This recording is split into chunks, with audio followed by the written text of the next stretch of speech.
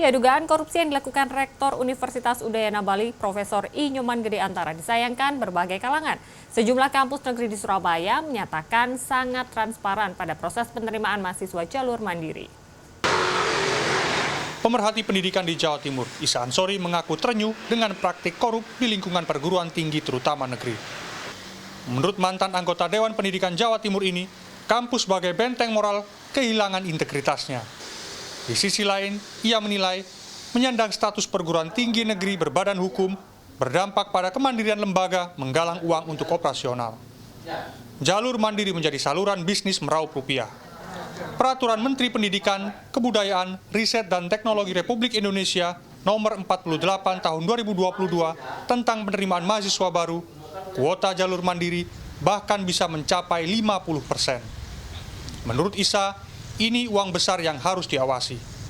Pasalnya, kampus memiliki kewenangan sendiri menentukan besaran uang masuk dan siapa yang lolos dan tidak. Untuk meloloskan itu ada di kewenangan lembaga tersebut.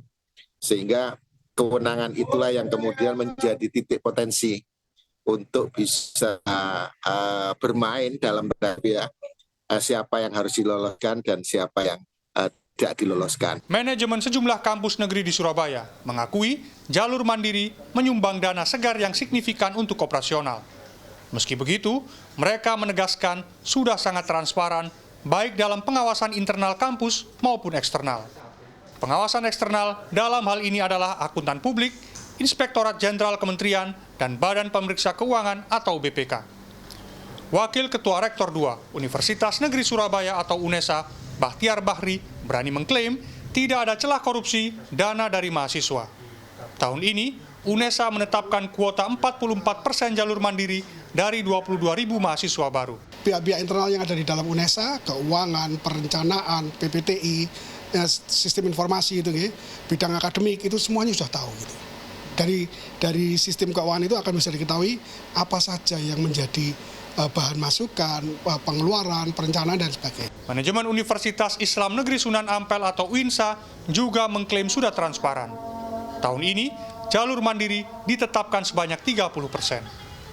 Calon mahasiswa bisa masuk jalur ini setelah lolos ujian.